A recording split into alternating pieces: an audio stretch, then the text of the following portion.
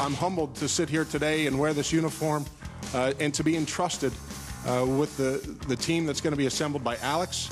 We know that we have to earn the trust of our fans, and that is to put a winning product on the field to win and to regain that trust. But I think through that and through the direction of Alex, we can assemble a team to do that.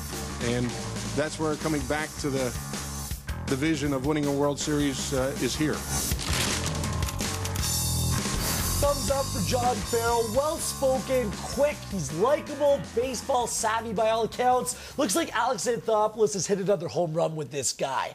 Now, this combo, the Anthopoulos-Farrell combination, can really do the city proud and really provide us something to get excited about. But what about Manny Ramirez coming to Toronto? Because I've given that a big thumbs down. The 38-year-old apparently wants to come, and Farrell likes him, but I say thanks but no thanks. The dude who refused to speak English.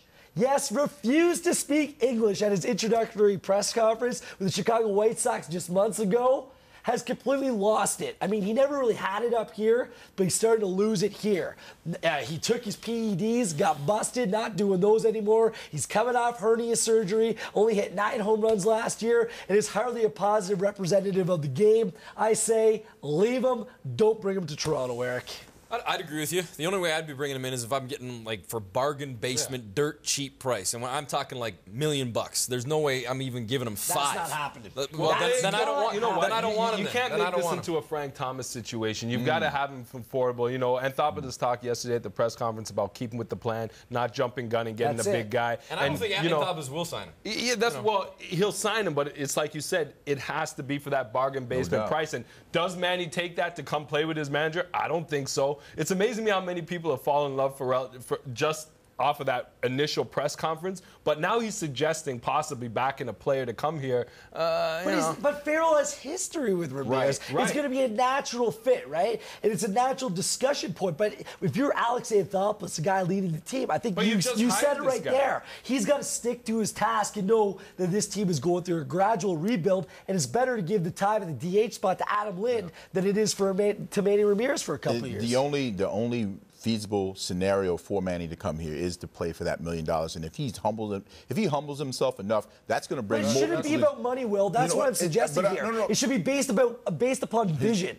Not dollars and cents. I don't care if they pay the guy $10 million. It's about vision for the ball club. If you can't add a piece to your roster that could potentially help you, and it's at bargain basement prices, you don't lose the vision. You're just adding something that you could easily get rid of, too. It's not like Manny Ramirez is part of the long-term planning. The year after that, what is the vision of this ball club? If you can get him for practically nothing. Well, part of the vision is putting people in the seats and say what you want about. Forget about that. What do you mean forget about? How can you? How can you run a business and forget about that? You can't forget about Manny and the appeal that he has. He comes here, you telling me more people aren't going down to that dome? They don't care about Manny Ramirez. Okay, so let me ask you this. Are you telling me that Manny Ramirez, with the way he hits, is not an asset in terms of trying to win ball games?